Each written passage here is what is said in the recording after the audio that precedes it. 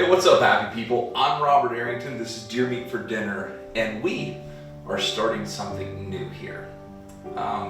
There's so many things that we've done to get this far with our channel and with our lives that you simply can't make a video about everything. So we wanted to start a podcast where you guys can just hang out with us. We can tell stories. We can have people come visit us, and we can just spend some time around the campfire together. Our podcast will be called Campfire Stories. The reason I picked Campfire Stories is because if you go back to the beginning of time, sitting around campfires is like the first social media. It's the first social gathering. Elders would sit around the campfire and they would tell stories of when they were kids, and they would discuss the hunt, and they would discuss what's going on in the communities around them. And moving forward in life, me as a kid, that's what I love to do, man. I love to go hunting and fishing with my dad and my family and my friends, and I'd always look forward to getting back to camp and just telling stories and listening to stories. And so as we've started planning on building the podcast, I really wanted to come up with a great name. That's why we went with Campfire Stories. Now we have to buy a little campfire right here in the office. I actually want to, this is in my office, this is actually where I edit this. You know, if you guys want to see and hear about everything in this office, I'll be glad to do that. This is my little area, and I want to get something on the back wall right here that's sort of like some type of campfire, like moving campfire. But who knows? You know, my name is Robert Arrington. If you're new here, I would appreciate it if you would subscribe. This is my wife, Sarah. We built this channel, started this channel together. We were actually boyfriend and girlfriend for a very little while before we started the YouTube channel. And it's been a lot of fun. So what do you think about it, honey? We have come a long ways. I mean, when we first met, we got Deer Meat for Dinner started. And back then I was more of a camera lady, and now I'm more of a mom. So that's why you guys don't see me that often, because I'm busy running around with kids and taking care of them. And there's a whole process that goes behind the videos that you guys don't get to see. So it's cool that I'm here able to talk to you and give you my side of the story. And we have been talking about bringing back Deer Mom, but on Deer Meat for Dinner. So, you know, every week or two, I'll be able to share the insights of the mom style Deer Meat for Dinner.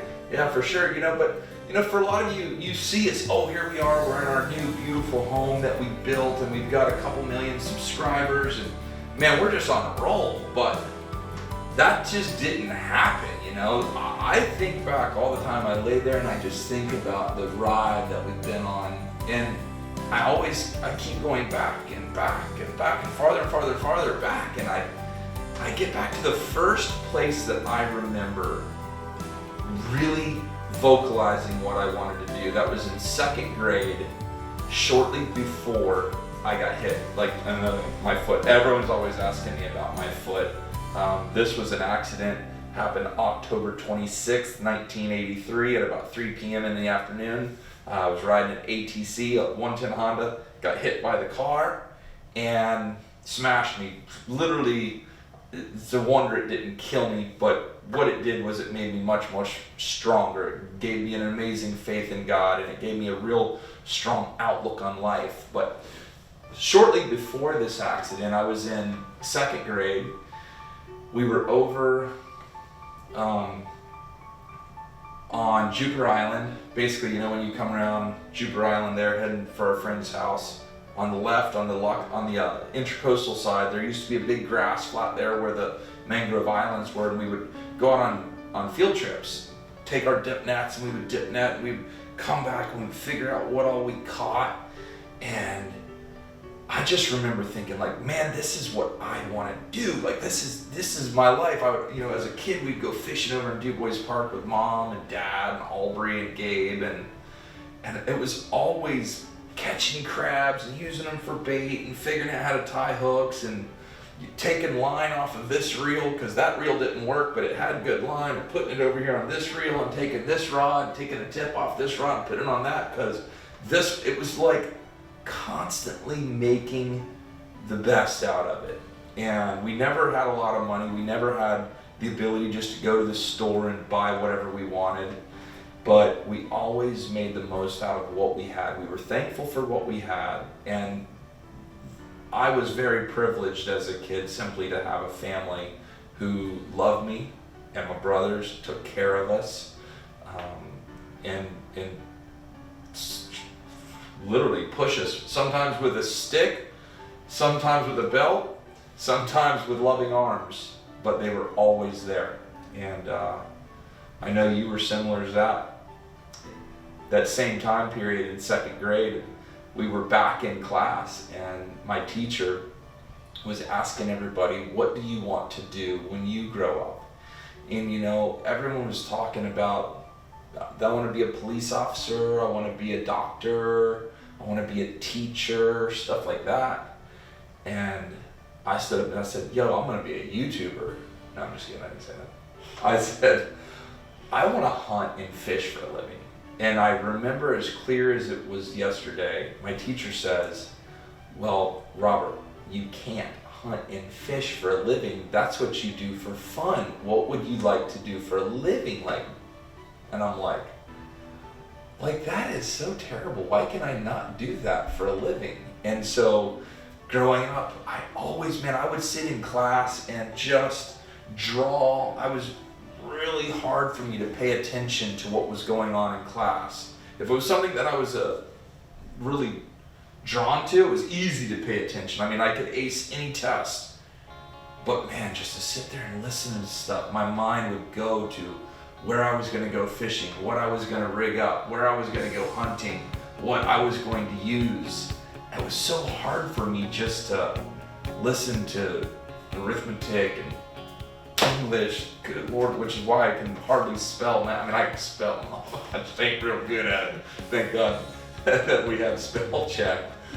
Me. Yeah. She's always, if you watch, anytime I'm writing anything on the channel, on the videos, well, anything misspelled, I'm not here to prove it. That's constantly misspelling stuff. But that, I don't think she was trying to be negative. She wasn't trying to say, I'm going to keep him from fulfilling his dreams. I just don't think she thought it was possible.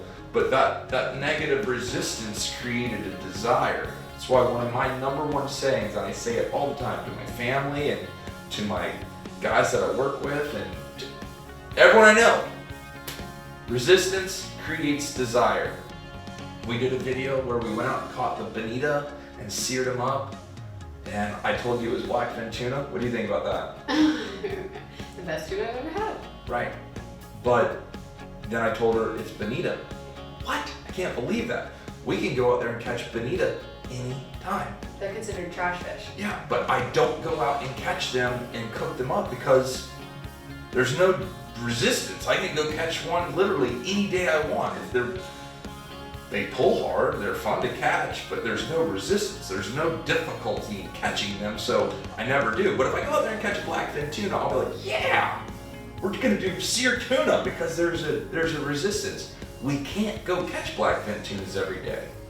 So that's just a little short, whatever, analogy, and you can apply that across the board with life. In second grade, when she was telling me you can't do that, it just instantly put a resistance there. And it's easy to let resistance just totally shut you down, like, oh, that's not gonna work. Or you can let that resistance pull you and push you and make you work harder. And well, that's the competitive drive in you too. I mean, that's people's personalities. I feel like if you're competitive, that's he or she told me no, I'm gonna do it. Because that's how I am.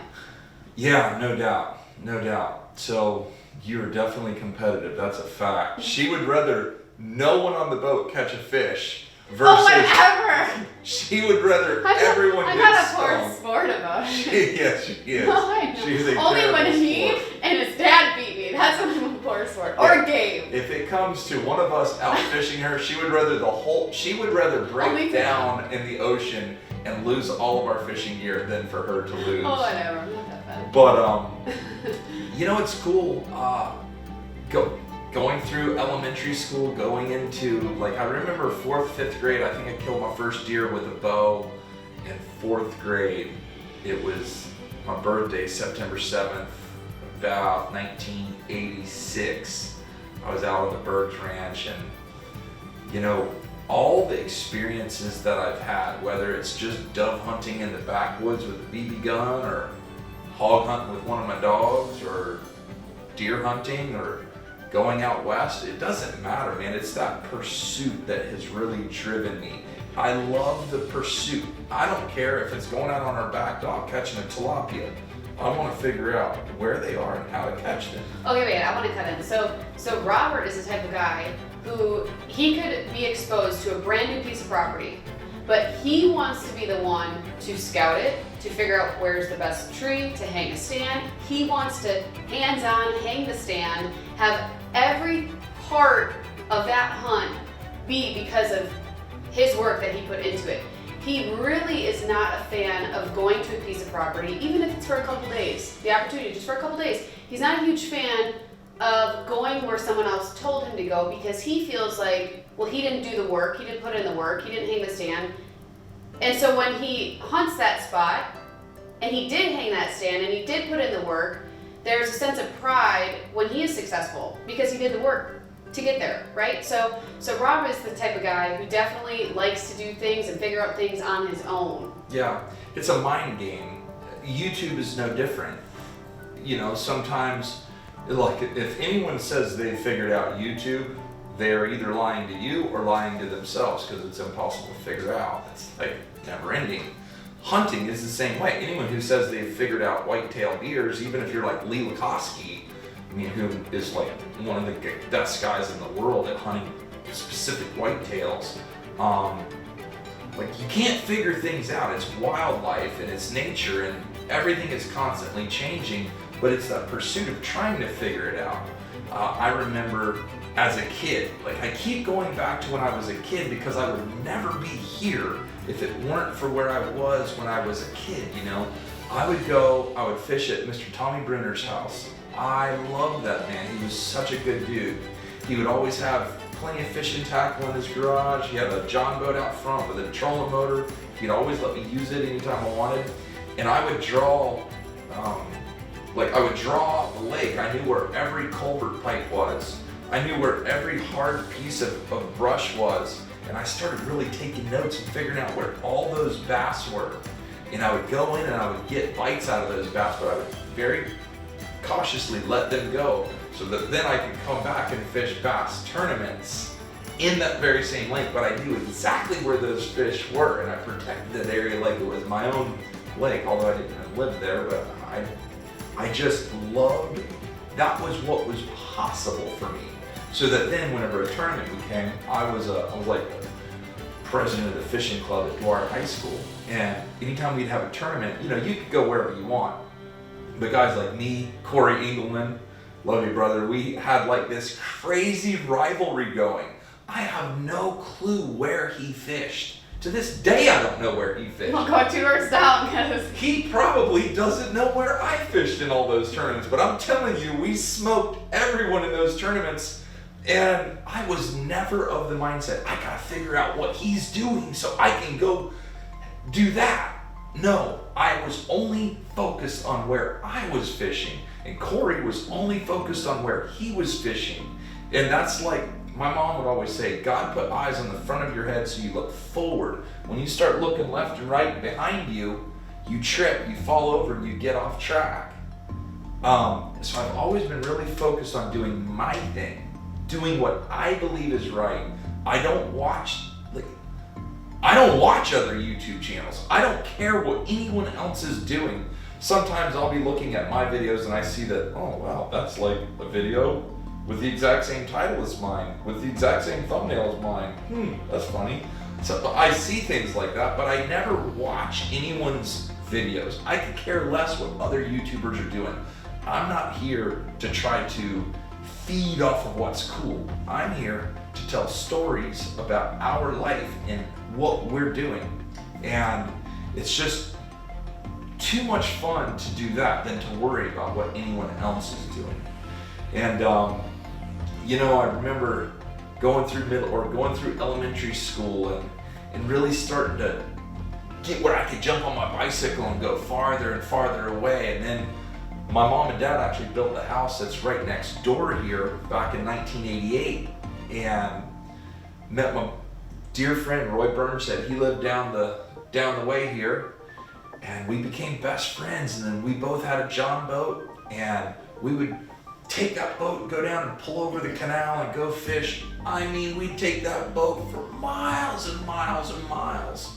We would go so far, and we would catch like pickerel and bass and Oscars, bluegills. It didn't matter. If the fish weren't biting, we'd break out the dip nets and start dip netting minnows. I mean, we did so much together. But what that did was that started instilling in me, go farther, do more, figure it out. It's so easy just to walk out to where you want to go and go, fish aren't biting. Maybe I'll just go sit on the couch and hate my life, like this just sucks. Or you can say, fish aren't biting here. They will be biting somewhere. Or maybe the fish that I want to fish for aren't biting. Some other fish are biting. Or maybe I can just go do something else and figure out something else, because that ain't working. Let's figure something else out. Okay, so I'm cutting in. So I feel like that's the reason that a lot of his videos are successful. People think that every video goes his way. No, it does not always go his way. But when he's out doing something and it doesn't work, he audibles. So he goes to something else that is working. So I feel like people think that all his plans are like to a T, perfect all the time. No, that is not the case. Not the case. So Robert is really good at, giving up when something isn't working. Granted, he's persistent about it, but he knows when to say, okay, enough with this. Let's go do this because this might work. So the videos aren't always planned to a T, but he makes it work. Yeah, and I try to be thankful for what I have. When you're thankful for what you have, you're not stingy with what you have. Whenever I was young, heck, we was just little kids. Me and Aubrey, we would jump on the bike, run down the Loxahatchee River, and we'd fish places like the Seawall, the Long Dock, Short Dock, Shark Dock, all of our favorite spots. And one particular day, Aubrey was around the side, and we had 2 rods that day. I'm not sure mine actually worked. I was so young. He was just like, just use this. I was climbing around the fence, and back then, everyone on the river pretty much would let you fish on their seawall. They would let you fish on their dock. So we brought our bikes down there and go fish around all these seawalls, and I'm sliding around, fall face first into the rocks, jam an oyster right straight through my hand. It was so gnarly. That was an instant trip to the hospital. About 6 months later, Aubrey was virtually in the same spot, and he tried to outdo me. Instead of jamming his hand through the rock, he went face first right into the oyster. Pow! Ripped his face all up. Dr. Balfour was the plastic surgeon that wound up putting him all back together. So, Aubrey. His mommy's trying to fuck you guys. Brito mas prate, man. And it's all you boys. We all had a crazy time, but as brothers, we always would support one another. We would push one another. And Aubrey and I figured out at a very young age, you can't make Gabriel Arrington, Blue Gabe to y'all, you can't make him say sorry. We would put him down in the kitchen and we would choke him nearly to death. You can't make him say sorry. I don't think you can to this day. But Gabe is 11 years younger than Aubrey, and he's 4 years younger than me. And bro, we tortured that youngster. Yeah, but look how tough he is now. Yeah, he's super tough. And so back then, if Aubrey got out of high school early and went and was like fishing somewhere, and the fish were really biting, he would always leave his gear there, jump on the bike, run to my bus stop, pick me up. Then we would go down there, and we would take turns on the long dock. One cast. He would take a cast, I'd take a cast. He'd take a cast, I'd take a cast. One day we were wearing the Jackson bluefish out. Every cast. Red and white Zara spook. Bam, bam, bam. And it was sort of like a race to see who was gonna not catch one, because he would catch one, I'd catch one, he'd catch one, I'd catch one. And we knew we had to get home, because when Mom was cooking dinner, you were better be there. And you can't just come running in all fishy. You had to come back, wash your hands, comb your hair, sit down like a normal human to the dinner table where Dad would say the blessing and we would eat as a family. And so we were like in a race. Who's not going to catch one? Sure enough, Mr. Outdo everyone else, Aubrey, makes a cast and catches 2 jacks on the same Zara spook. And he's like, okay, we got to go home now, which I'm still trying to not do that to this day. But I mean, moments like that, times like that, just drove us to be our best. Well, and that's, I feel like, why Robert wanted Aria to have a sibling. Because Aria, we were talking about having, I was talking about like maybe just having one child. And Rob's like, no, she needs a sibling, And so I'm like, okay, well, if we're gonna do this, let's do it back to back so that I can get back in the groove of things, because I felt like I was missing out on all the cool, fun stuff that we were doing at the time. And so that's why we had 2 purposely close together in age.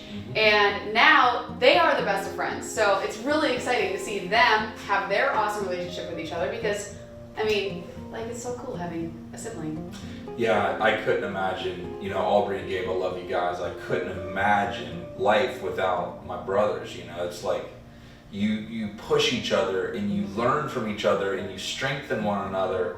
And it's so important to have siblings. And if you have brothers or sisters out there and you have family out there, heck, even if you haven't talked in years, man, you just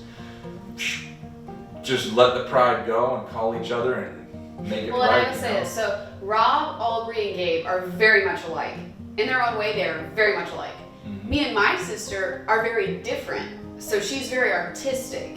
I'm very more athletic and in the outdoors more. But just because we're different doesn't mean that we complement each other. So she does things that... Come here, Aria. Come here. Come here. I had to listen to it. This is about as spur a moment as you can be. That's why I keep looking down. The baby monitors down here, and I can see what they're doing.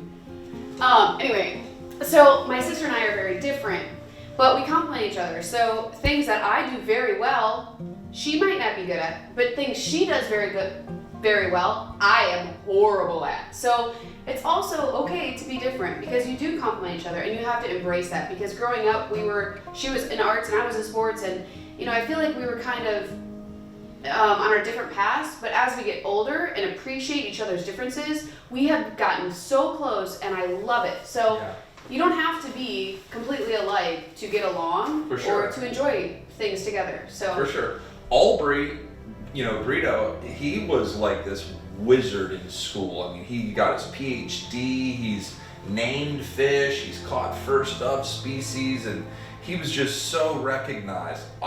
For those of y'all who wonder, barely graduated high school. I went to Dwyer High School. I was the class of 94. I walked in 95. I had a really hard time with high school. I was never a problem. I never caused any problems. I did get a few scraps in class just because it had to happen like that. But, Aubrey was instrumental in me getting past some self-esteem issues. Here's my older brother, on top of the world, PhD, blah, blah, blah, amazing human being. Here I am, flunking out of high school, telling everybody that I'm going to be a hunter and a fisherman whenever I get older. And it just was so stupid. No one believed me. I didn't even believe me, to tell you the God's honest truth. It was just this dream of mine. And you know what they say, a dream without effort is just a dream. So one day, Aubrey was talking to me, and he's like, look, man, don't worry about not going to college. He's like, you keep creating opportunities for yourself. Because one thing about me is I'm not going to stop. I will keep going. I will keep pushing. He goes, you keep creating opportunities for yourself. He goes, college is meant to create opportunity. He goes, but if you can create the opportunity without the college, you win. And I started sinking into my head, and I'm like, man, you dang right. I'm gonna make this work. And I became a mate. A lot of you guys just saw the video where I was alligator hunting with Captain Rusty Nixdorf. That was my first captain. And we're just talking, we're doing a video here, telling everybody about how we started our videos. But, I got my first mating job, and in high school, I never had a big boat to go out in high school. So what I figured out was... And I am playing. You're playing? You're playing? Okay. So in high school, I didn't have a big boat to go out in. So I figured out, if I asked people, hey, can I go fishing with you? Most of them didn't want me to go fishing with them. But once I told them, I'll charge you to go fishing with you, I started getting jobs everywhere. People would always ask me, well, how much do you charge? And I would say, when we're done fishing today, you pay me what I'm worth. I started creating clientele, and I started learning how to fish, and I started learning how to be better and better and better at what I did. And I just sort of figured, I just won't press a time clock. I want to go do a job and get paid for the job that I do. And so it was just all of that, trying to learn, constantly trying to learn more, do more, be better at what I was doing. And I got my first mating job. That first mating job turned into me getting the Rambo. I get the Rambo, started sword fishing, which I promise you guys, I'm doing an entire podcast just on sword fishing. It's the craziest story I can ever tell you is how I started sword fishing. But it just kept going. I became fairly prolific at nighttime sword fishing, and then I got an opportunity to be a mate on another boat. I became the captain on that boat, and it just this constant step. Anytime an opportunity would end, that would give me an opportunity, that would give me the excuse to get off on another road and continue going that path. I never saw failure as a means to quitting. I saw failing at this an opportunity to start this. And well, even when you started Deer Meat for Dinner, people laughed around. They're like, you're starting YouTube? Like, okay. Yes. But Rob, having his mindset, he just doesn't worry about other people. And Emma is very much like that. She just, if she's set on something, she's set on something, and you can't sway that child. But there's a lot of good that comes out of that. So Robert, growing up, he didn't care about what the cool kids had. He didn't care about who drove what or who wore what or anything like that. So when he started YouTube, people laughed at him. He's like, well, I don't care if you're laughing at me, I'm still going to do it. Yeah. And so he put his heart behind it. And it's funny because someone recently said of how YouTube making videos is easy. And I was like, you have got to be kidding me, because Robert works tirelessly to make videos. He works day in, day out, all day, almost every day to make videos, because it doesn't always go as planned. And it's funny because people don't see that behind the scenes footage, and they don't realize how hard it is. It is extremely hard. And all of the success Deer Meat has, gotten thus far is due to the fact that Rob just tunes people out. He could care less what other people think, because it's not about them, it's about him, it's about our family and what we're doing. So yeah, that's a huge, well, awesome thanks, sweetheart. choice. I appreciate that very much. I just remember, as I was a captain, then I got the opportunity to start hosting or working on an outdoor television show called Real Adventures. We traveled all over the world fishing and just seeing everything. It was a dream. Working with a guy named Jeff Aderman, Mike Berry, Carrie Burris. We got to do some really, really amazing things, and that parlayed into me starting my own TV show on Sportsman Channel. It's called Respect Outdoors. And we were nominated for awards, and it was really, really cool. But man, I was doing everything. I was like self-filming, dealing with sponsors, dealing with the network. I mean, round the clock, non-stop. And for not even a lot of people know this, but outdoor TV is called time buy. You go to a network and say, I want to buy X amount of time on the network. And then you have to sell your commercials to pay for that and pay for everything that you're doing.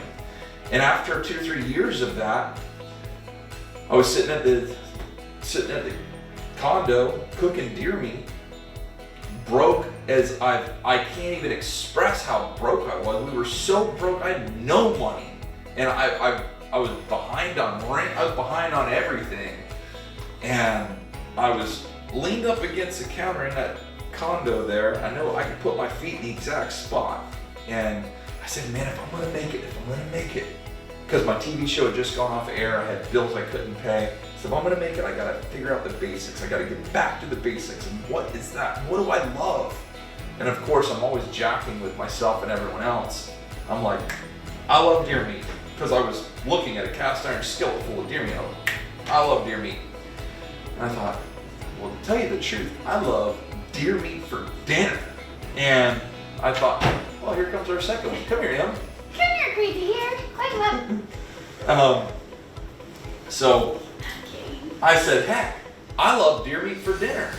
And I thought, I wonder if that's a website. So I don't even think I had internet on my phone. I ran to my office. I jumped on the computer, deermeatfordinner.com, and it popped up like a commercial. GoDaddy, buy now, $9.99. I'm like, dang, I don't have $9.99. So Sarah was out sitting in the living room. Well, I didn't have it either. We had to put it on my credit card. I was like, hey, do you have $10 on your credit card? She's like, I think so. I'm like, look, I need to use it. She's like, what are we gonna get? I'm like, we're gonna buy a URL. She's like, well, what is that? I'm like, deermeatfordinner.com. She's like, well, what is that? I'm like, do you like deer meat for dinner? She's like, yeah. I'm like, we're about to own that URL. And so I bought deermeatfordinner.com and started making little videos, or made a little Facebook channel, and just, again, kept working. You know, I was guiding gator hunts at the time. I was hustling, doing anything I could do. I'd go make a little commercial for a local company. Anything I could do to hustle money, man, I was doing it. And slowly but surely, all the haters started coming out of the woodworks like, what are you doing? You were just on TV. What is this with YouTube? I'm like, bro, this is the future. YouTube. That was in February of 2013. And, sweetheart, they said, what do you mean it's the future? I'm like, YouTube's gonna put TV slap out of business. And they were like, how's that gonna happen? I'm like, let me ask you a question, watch what happens. I was like, in order to make a TV show and sell all these sponsors, you have to get that product a year in advance, figure out all these financial contracts, go shoot the TV show, upload it, put it on TV a year later, and what do you have? I mean, there's so much lead time. It's so hard to do that. But it clicked in my head. I said, YouTube's gonna change all that. I can go out today, I can get a product, I can make a video, I can tell my story, and I can upload it like that day. I'm like, the efficiency in that is amazing. That's what made Macintosh computers so popular. And it's free to upload. Yeah, and I'm not paying to upload to it or to air it on a TV. And I'm like, on TV, people can only watch your show at a certain time. But on YouTube, they can watch it anytime. And so back then, thinking, oh, they're gonna pay me for my views? That was that didn't even cross my mind. All I was thinking of, build an audience. Because if I can have Deer Meat for Dinner, this is my channel, that's my channel. This is my audience. I don't have to pay for that airtime. And so I started telling everybody that would listen, YouTube is the future. And all I can tell you is it proved to be very, very right. You know, now there's all these other platforms that have video and all these other places that we could upload and do this, that, and the other. But YouTube truly has been so good to us. Yeah, there have been obstacles, there's been ups and downs, there have been issues with being demonetized and community guidelines and what I can show and what I cannot show. But man, I'm gonna tell you right now, YouTube changed our life for a fact, across the board. Now, when we press upload, whenever we hit publish, within 5 minutes there will be 30 countries actively watching. People from all over the world, whether I'm in the CNMI, whether I'm in anywhere on earth that I go to, Central America, South America, North America, the Caribbean, no matter where I go, people come up to me and say, hey man, I love your videos. I love that you produce good, family-friendly content that my kids can watch. And, you know, we were out just today with a youngster and, you know, because of our videos, now he eats broccoli because he puts a little Everglades seasoning on it. And I guess I was about to end the video, but I will tell you this. I'm going to tell you the story about Everglades right now. When we first started this channel, we were literally so broke. We weren't even able to pay rent. I was like struggling so and bad. at the time, so he started making videos and he was working, what, 60, 80, something hours a week, I don't know, a crazy amount. But we weren't making anything in return. So that's when I was a nanny trying to like pick up the slack on the back end. Yeah. So I was a nanny during that time. So I think like one of our very first videos, we went out and I skinned that gator, you know how to skin, debone, and flesh out an alligator. Shortly after that, I said, well man, this video did real good. Let's just show how we cook it. So I did a video on how to cook alligator tail. And I was using Everglades, which is totally normal. And He grew up on it. yeah, I mean, we grew up eating Everglades. Well, I uploaded on like a Friday. On Monday morning, Kelly Harris from Everglades Seasoning calls me and says, hey, we just saw the video that you produced using our seasoning in one of your videos. And I'm like, yeah, well, we use it all the time. She goes, would you just come back to our office and let's chat? Heck yeah, I'll do that. So me and Larry Frederick, we actually drove out to Sebring, sat down with Mr. Chris and Kelly, and it was just a little small facility, really small at the time. And we started talking. They showed me their production line where everything happened, and we talked for about an hour. And he says to me, he says, Rob, what would you charge me? Hold on a second, y'all. You okay? Hey, thumbs up. Come Knox. Okay. We'll be up in a minute. But he says to me, hey, what would you charge me to use my spice in your videos more? I did not expect him to ask me how much something was going to charge. I had 805 subscribers at that time. And then it's with the best poker face I could possibly have, I was thinking, oh my gosh, what will he pay? And I knew rent was $1,000 a month. So I looked him dead in the eye. I said, Mr. Chris, I'll do 2 videos a month. I guarantee you 2 videos a month for $1,000. At the end of the year, you will have paid me $12,000 and you will have 24 videos that will never go away. And I promise you, it's gonna be the best financial decision you ever made in your entire life. He looks at me, he goes, deal. And I remember thinking, oh my God, he just agreed to that. That means rent is now paid. I knew that Everglades then represented my rent payment. And if you're a human being, the first thing in the world you pay for is where you live. Because without that, you don't have a place to live. Called Sarah. I'm like, babe, this is going to work, I guarantee you. And I looked at Mr. Chris, I said, I about broke out in tears. I said, Mr. Chris, would you like to get started on this? He said, I'll write you a check for this month and next month right now. Ain't never looked back. I had 805 subscribers then. We currently, as we speak, we have about 2.4 million. I've never raised their rate a nickel. I've made that company millions of dollars because if you're watching this right now, you probably have bought Everglades Seasoning. I've never raised that rate a nickel. And to this day now, I donate that $1,000 a month to people who need it. Because that was proof of concept to me. I knew, oh my gosh, he's a business owner. He has a product. He sees the value in what YouTube is doing. Mr. Chris was just a hay farmer and a cattle farmer from Sebring, Florida, but he saw it. He figured it out. And now, look at what it's done. Now people from all over the world buy Everglades. Now, companies all over the world utilize YouTube and YouTube influencers to help promote their product.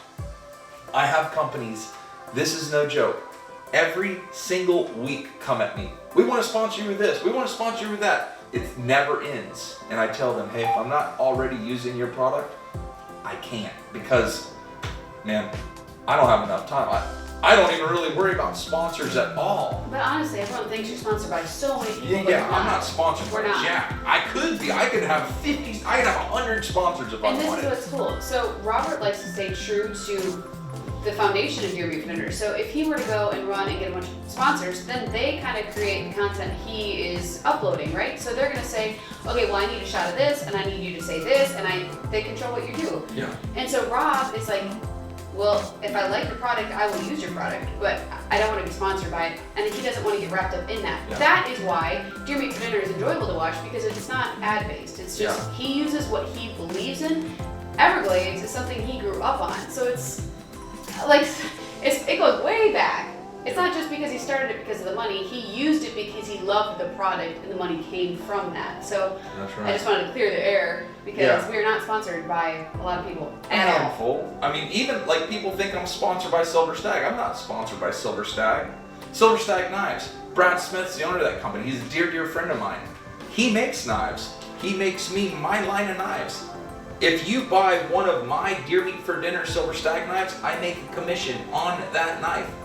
And all the other knives that he makes, I promote that for free. I just make a commission on mine, and I'm so thankful to have that. It's all about relationships. Yeah, it's You have to about have a good relationships. relationship. We have, our home is, we're able to afford to live. We're able to afford to pay our bills and raise our family. I am not out there chasing every nickel or dollar. That's why you very seldom hear me ever even mention my merchandise. Now, I'm here to tell stories and to live my best life. And thanks to you and the platform that YouTube has created, it is certainly working. Now, I kind of had this idea of what I was going to do in this little podcast, whatever you call it. But like all campfire stories, they go wherever they go. I don't even know how long we've been talking, but I've enjoyed it every second of it. You guys, we're going to do this once a week. Once a week. We don't know which day. Why don't you guys in the comments below, if you've watched this much of it, tell us in the comments below what day, what time would be a really good day and time for us to upload our podcast every You know week. what this gives me the opportunity to do? What? Go on Wayfair, Amazon, and shop like Austin Crocker would do for a fire. Oh yeah, we're gonna, yeah. Now Sarah's Now gonna go when find I it. actually am on Amazon, I'm doing it for the good of our channel. Yeah. And if you guys want to hear the story, I can tell you the stories about all the game we have. We're gonna have all kinds of fun people over here. Me and Sarah are certainly gonna do more. And he's making a really cool little desk. Oh, wait till you see the desk. This is the beginning, but it's not the end. Yeah. There's a lot more coming. You know what I say? Every race has to start somewhere. And I appreciate you guys hanging out with us, man. This is just another way that I can hang out and enjoy my time with you guys. But that's all I got for Perfect today. timing. Come here. Come here, Arya. We're done. Well, almost. Okay? Okay. You gonna do it for us? Yeah, say. Okay. You guys take care. God bless. And And go, go, go, go, go.